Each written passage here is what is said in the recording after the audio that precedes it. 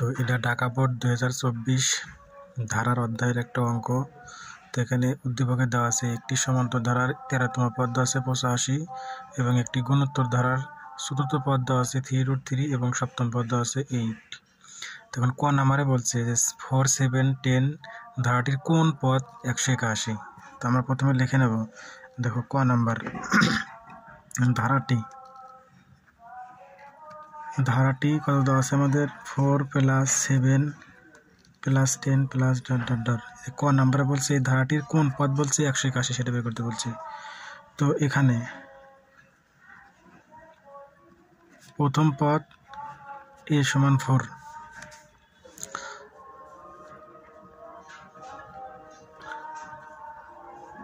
সাধারণ অন্তর d সাধারণ অন্তর বের করার সূত্র হচ্ছে দ্বিতীয় পদ থেকে প্রথম পদ বিয়োগ করতে হয়। তো দ্বিতীয় পদ 7, প্রথম পদ 4, তাহলে 7 থেকে 4 বিয়োগ করলে কত থাকে 3। তো ধারাটি একটা সমান্তর ধারা। তো সমান্তর ধারার n-তম পদ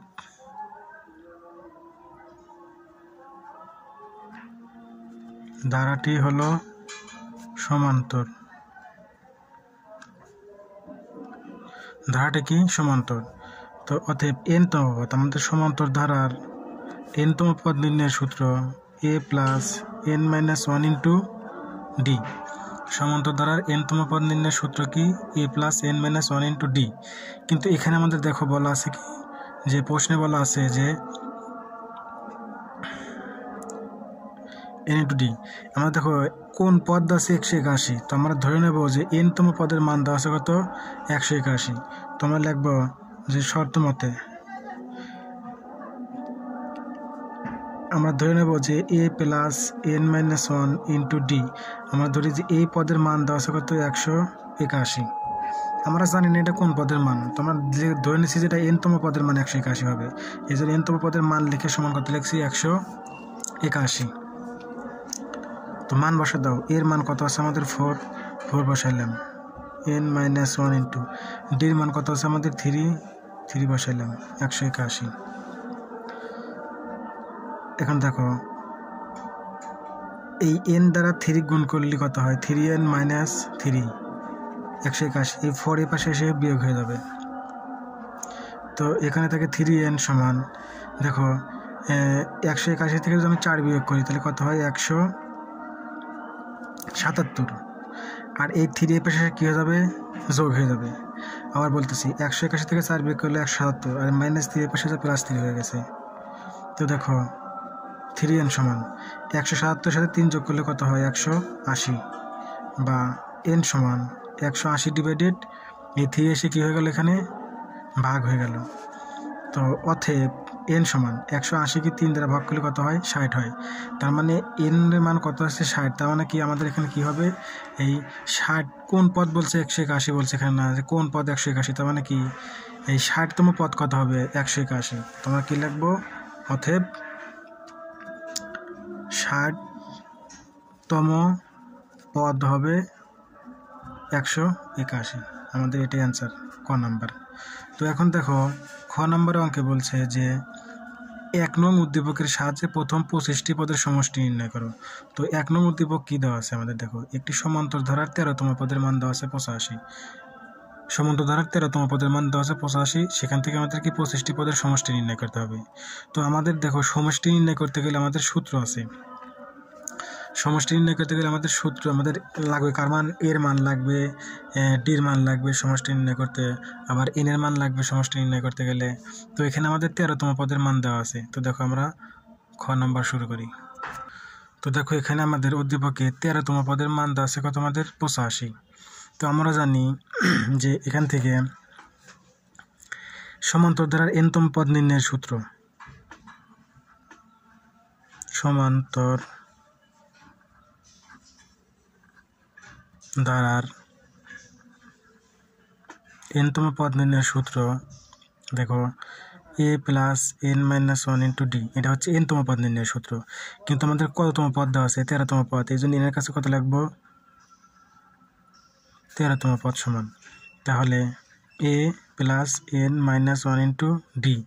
এই 13তম পদ a + n - 1 * d এটা সমান কত হবে আমাদের দেখো এখানে একটা জিনিস দেখো, 13তম পদ, এই এনের পরিবর্তে কত আসবে আমাদের? 13 আসবে। এই এনের পরিবর্তে এখানে কত আসবে? 13 আসবে। এনের পরিবর্তে এখানে 13 কাটে আমি নিচে লিখতেছি। আর 13তম এনতম পদ a plus n minus 1 into d. আর 13তম পদ বললে এ প্লাস এই এনের কাছে আসবে কত? 13 মাইনাস 1 ইন্টু ডি। আমাদের এনতম পদ ছিল a plus n minus 1 into d. তো প্রশ্নে দেওয়া আছে 13তম পদ, এই জন্য লিখছি কি 13তম পদ সমান এ প্লাস এনের কাছে 13 মাইনাস 1 ইন্টু ডি। এখন আমাদের দেখো এই এ প্লাস 13, এই এনতম পদের মান দেওয়া আছে আমাদের কত? বা 85, এই জন্য এখানে কত লাগবো? 85। তো বা 85 সমান এ প্লাস 13 থেকে 1 বিয়োগ করলে কত হয়? 12 ইন্টু ডি আছে, ডি লিখলাম।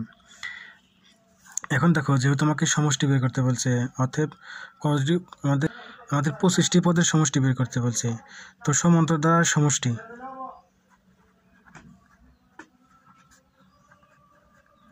সমান্তর ধারার সমষ্টি নির্ণয়ের সূত্র এস এন সমান N divided 2 into 2a plus n minus 1 into D. এটা আমাদের সমান্তর ধারার সমষ্টি নির্ণয়ের সূত্র।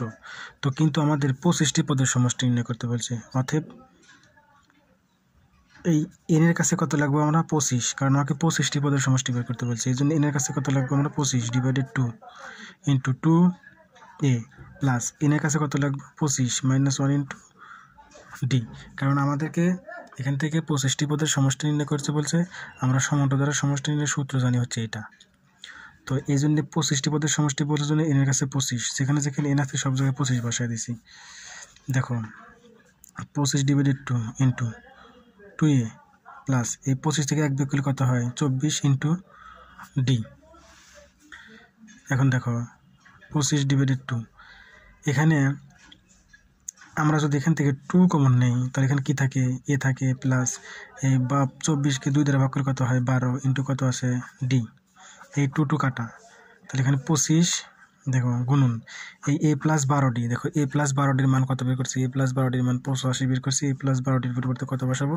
85 বসাবো। তাহলে এখন দেখো এই 25 এবং 85 গুণ করতে হবে। এটা গুণ করলে আমাদের আসবে হচ্ছে 2125। তার মানে 25তম পদের সমষ্টি হচ্ছে আমাদের কত? 2125। এটা আমাদের সমষ্টি নির্ণয় করতে হলো। এখন আমাদের গ নাম্বার প্রশ্ন দেখো কি বলা আছে।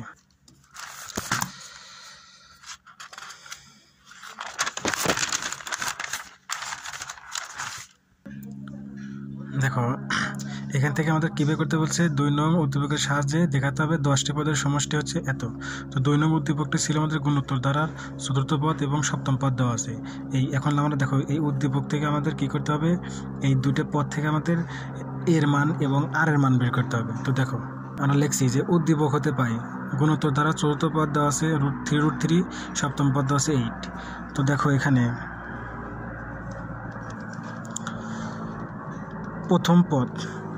প্রথম পদকে এ দ্বারা প্রকাশ করা হয়, আর গুণোত্তর ধারার ক্ষেত্রে সাধারণ অনুপাত লিখতে হয়, সাধারণ অনুপাতকে আর দ্বারা প্রকাশ করা হয়। সমান্তর ধারার ক্ষেত্রে লিখতে হয় সাধারণ অন্তর ডি, আর গুণোত্তর ধারার ক্ষেত্রে লিখতে হয় সাধারণ অনুপাত আর। তো প্রথম পদকে এ দ্বারা প্রকাশ করা হয়, সাধারণ অনুপাতকে আর দ্বারা প্রকাশ করা হয়। তাহলে গুণোত্তর ধারার এনতম পদ নির্ণয়ের সূত্র,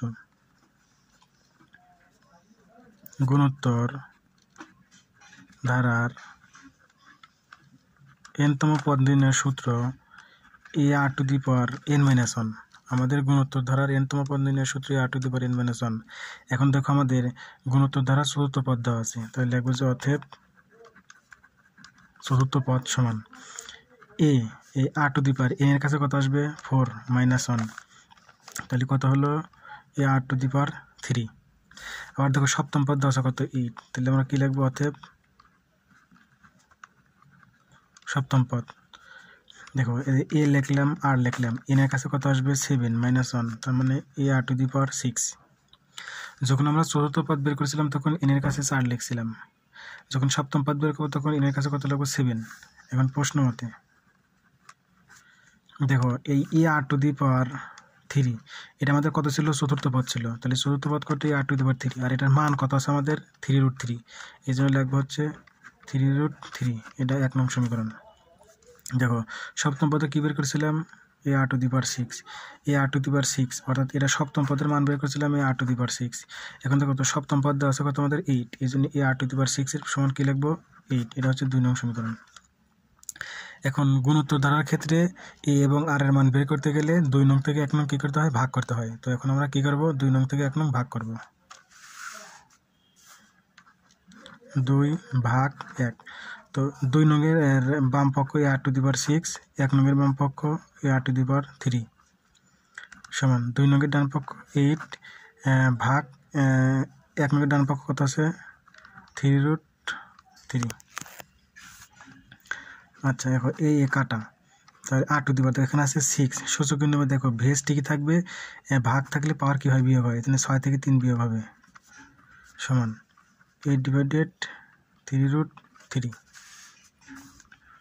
বা 6 থেকে 3 বিয়োগ কত থাকে, 3 সমান 8/3√3। তো এখান থেকে আর এর মান বের করতে হলে 3 কে ভ্যানিশ করতে হবে। তো কীভাবে ভ্যানিশ করতে পারি, দেখো এখানে এই 3 কাটতে হলে এখানে এমনভাবে সাজাতে হবে যেন এটার পাওয়ার কত আসে, 3 আসে, তাহলে আমরা 3 কাটতে পারবো। তো দেখো আমরা যদি 2/√3 লিখে তার উপরে 3 লিখি, এখন দেখো 2 এর উপরে কিউব দিলে কত হয় 8, আর √3 উপর 3 দিলে কত হয় 3√3। দেখো √3 পর যদি 3 দেই তাহলে √3 কয়টা আসে আমাদের, 3টা। এই 2টা √3 গুণ করলে কত হয়, √3 স্কোয়ার গুণন √3, স্কোয়ার রুট করলে কী থাকে 3 ইন্টু কি √3, তার মানে কি এটাকে কিউব করলে আমরা কী পাই 3√3। দেখো এই √3 উপরে কিউব দিলে কত হয় 3√3 হয়। এখন এই 3 কাটা, তাহলে আর এর মান কত আসবে 2/√3। তাহলে আমাদের আর এর মান কত আসলো 2/√3। এখন আমাদের কিসের মান বের করতে হবে, এর মান। এখন এই আর এর মানকে 1 নং সমীকরণে বসাবো। দেখো আমাদের যে 1 নং সমীকরণ দেওয়া আছে এখানে a⁴ 3√3, এই 1 নং সমীকরণে এই আর এর পরিবর্তে মানটা বসাই এর মান বের করব। তো দেখো এখানে আমরা কী করলাম, আর এর মান 1 নং সমীকরণে বসিয়ে পাই। 1 নং সমীকরণ কী ছিল, a⁴ সমান 3√3, আমাদের 1 নং সমীকরণ ছিল। এই আর এর মান এই 1 নং সমীকরণে বসাবো, এই জন্য লিখছি যে আর এর মান 1 নং সমীকরণে বসিয়ে পাই, এটা হচ্ছে 1 নং সমীকরণ। দেখো a ইন্টু আর এর মান বসাইছি, আর এর মান আগের পৃষ্ঠায় পাইছিলাম 2/√3, তার উপরে কিউব আছে, কিউব লিখছি 3√3। এখান থেকে এর মান বের করতে হবে। তাহলে দেখো 2 এর উপর কিউব দিলে কত হয়, 2 এর উপর কিউব দিলে হয় 8/8, √3 উপর কিউব দিলে হয় 3√3, আগের পৃষ্ঠায় বুঝিয়ে দিছি, সমান 3√3। আবার বলতেছি 2 এর উপরে কিউব দিলে হয় 8, √3 উপর কিউব দিলে হয় 3√3, সমান এখানে 3√3 আছে। আচ্ছা এ সমান দেখো 3√3। এখন দেখো এটা এই পাশে আসলে এই এর সাথে এটা গুণ অবস্থায় আছে, এই পাশে আসলে ভাগ হবে, এই জন্য 8/3√3। তো এখন দেখো আমরা লিখতে পারি এ সমান, এখানে 3√3 আছে, এখানে যেহেতু ভাগ অবস্থায় আছে এই জন্য আমরা গুণন করব। গুণন করলে দেখো এটা উপরে চলে যাবে, 3√3/8 আসবে নিচে। তো এ সমান দেখো এই 3 আর 3 গুণ করলে কত হয়, 3 3 9 গুণন এই √3 আর √3 গুণ করলে কী হয়, √3 স্কোয়ার /8। এই সমান দেখো 9 গুণন স্কোয়ার রুট করলে কী থাকে এখানে 3/8। অতএব এ সমান 3 নং কত হয় 27, এখানে কত আসলো আমাদের 8। তো আমাদের দেখো এর মান বের করছি, আর এর মানও বের করছি। এখন আমাদের এই গুণোত্তর দ্বারা সমষ্টি নির্ণয় করতে গেলে আমাদের সমষ্টি নির্ণয় করতে হলে 2টি ধাপ আছে, একটা আর এর মান ছোট আর একটা আর এর মান 1-এর চেয়ে বড়, আর একটা আর এর মান 1-এর চেয়ে ছোট। 1-এর চেয়ে ছোট হলে একটা নিয়ম, 1-এর চেয়ে বড় হলে আর একটা নিয়ম। তো এখানে দেখো আমাদের আর এর যে মান আসছিল, আর এর মান আসছিল আমাদের কত 2/√3। এই 2/√3 দেখো 1-এর চেয়ে কি বড়, এই জন্য আমাদের সমষ্টি নির্ণয়ের সূত্র হবে এটা। সমষ্টি আমাদের কয়টি পদের সমষ্টি দেখো বলা আছে, আমাদের 10টি পদের সমষ্টি বের করতে বলছে। কয়টি পদের সমষ্টি বের করতে বলছে, 10টি পদের সমষ্টি। এই জন্য আমরা কী লিখবো S10, এই জন্য কী লিখছি S10 সমান দেখো a⁴n-1/r-1 যখন আর গ্রেটার দ্যান 1 হয়, অর্থাৎ এখানে যে আমাদের আর এর মানটা আসছিল, এখানে যে আমাদের দেখো আর এর মানটা, যে এটা আমাদের আর এর মান আসছিল, এই আর এর মানটা দেখো আমাদের 1-এর চেয়ে কী আছে বড় আছে, এই জন্য আমাদের এই সূত্র পড়ছে। তো এখন দেখো এখানে আমরা কার মান বসাবো, এর মান বসা দেবো। দেখো এর মান কত আছে আমাদের 27/8 ইন্টু আর এর পাওয়ার, দেখো এর মান কত 10, কারণ 10টি পদের সমষ্টি আমার আগেই বসানো উচিত ছিল, তো বসানো যেহেতু তো পরে দেখা দিলাম। দেখো এর মান কত আমাদের 10 -1 কত r-1। এখন এখানে দেখো 27/8। আচ্ছা এখন দেখো এই আর এর মান আমাদের কী ছিল, আর এর মান বের করেছিলাম 3/√2, সরি আর এর মান বের করেছিলাম 2/√3, তার উপরে কত আছে 10 - 1 ডিভাইডেড নিচে কত হবে আর এর মান 2/√3 - 1। আচ্ছা এখন দেখো এখান থেকে আমাদের 27/8। আচ্ছা দেখো 2 এর উপর 10 দিলে হয় 1024, ক্যালকুলেটারে লিখবে 2^10, তার মানে আসে হচ্ছে 1024, আর √3 উপর কিউব দিলে হয় আমাদের 243। দেখো 2 এর উপর ক্যালকুলেটারে 2^10 লিখবে 1024 আসবে, ক্যালকুলেটারে √3 লিখে তার উপরে 10 লিখবে দেখবে 243 আসবে, -1 ডিভাইডেড। দেখো নিচে আমাদের এই √3 কী হবে লসাগু হবে, তাহলে √3 দ্বারা √3 ভাগ করলে ভাগফলে 1 হবে, 1 দ্বারা 2 গুণ করলে 2 × 2 বিয়োগ √3 দ্বারা 1 গুণ করলে কত হবে √3। এখন দেখো এখান থেকে আমাদের 27/8। এখন দেখো এখানে 243 কী হবে আমাদের লসাগু হবে, তাহলে এখানে থাকবে 1024 বিয়োগ এই 243 দ্বারা 1 গুণ করলে কত হবে 243 ডিভাইডেড। দেখো এখানে আছে আমাদের কত 2 - √3 ডিভাইডেড √3। এখন দেখো এই 27/8 ঠিকই থাকবে, 124 থেকে এটা বিয়োগ করতে হবে, বিয়োগ করে তার নিচে এটা লিখতে হবে, তার নিচে এটা লিখবো। তো আমরা অপর পৃষ্ঠায় চলে যাচ্ছি। তো দেখো এই রাশিটা আমরা অপর পৃষ্ঠায় অঙ্ক করতেছে জন্য এই রাশিটা আমরা আবার রিপিট লিখছি, কিন্তু রাশিটা মানে ক্যালকুলেশনের সুবিধার্থে অপর পৃষ্ঠায় লেখা লাগবে জন্য আমি রিপিট করে লিখছি আবার। তো দেখো এখান থেকে 27/8, দেখো এই যে 3 আছে কত লিখে 4 পাবো 1, 4 আছে কত লিখে 12 পাবো 8, হাত থেকে 1, 2 1 3, 3 আছে কত লিখে 10 পাবো 7, 781 ডিভাইডেড কত আছে 243 ডিভাইডেড কত আছে 2 - √3 ডিভাইডেড √3। তো এখন দেখো তো এখন আমরা এই যে 27/8 এটা ঠিকই লিখছি, যেহেতু ভাগ আকার আছে এই জন্য গুণন লিখছি, আর এই √3 উপরে লিখছি, আর এই যে 2 - √3 নিচে লিখছি। দেখো লেখার পরে এটা গুণ আকারে আছে, আমরা এখানে একটু সাইডে এভাবে গুণ আকারে দিয়ে দিলাম। আমি আবার বলতেছি, এখানে 27/8 লিখছি, ভাগ ছিল জন্য গুণ করছি, গুণ করলে হর হয় লব, আর লব হয় হর। তো এটা যেরকম আছে আমরা ওরকমই রেখে দিছি। এখন দেখো যেহেতু এখানে আমাকে প্রমাণ করতে বলছে, দেখো প্রমাণ করতে বলছে 2√3 - 1, আর ওখানে আমাদের আসছিল 2 - √3, তাহলে আমাকে এই আকারে নিয়ে আসতে হবে এখন আমাকে। তো দেখো কীভাবে আনতে পারি, 27 গুণন দেখো √3 ডিভাইডেড এত গুণন 2 - √3। দেখো এখানেও আমি √3 দ্বারা গুণন করব, এখানেও আমি √3 দ্বারা গুণ করব, কারণ প্রমাণে আমাদের 2-র সাথে √3 আসছে, এই জন্য প্রমাণের সুবিধার্থে আমরা উভয়পক্ষে √3 দ্বারা গুণ করছি, ইন্টু 781 ডিভাইডেড 243। তো এখন দেখো 27 গুণন এই √3 আর √3 গুণ করলে কত হয় √3 স্কোয়ার ডিভাইডেড এখানে আসবে আমাদের 8 গুণন 2-র সাথে √3 গুণ করলে কত হবে 2√3 মাইনাস, দেখো এই √3 আর √3 গুণ করো তাহলে কি হবে √3 স্কোয়ার 781 ডিভাইডেড 243। এখন দেখো এখান থেকে 27 গুণন স্কোয়ার রুট করলে কী থাকে এখানে 3 থাকে ডিভাইডেড এখানে আমাদের কত 8, এখানে 2√3 মাইনাস স্কোয়ার রুট কাটলে শুধু 3 থাকে ইন্টু, দেখো এখন আমাদের কাটাকাটি করতে হবে।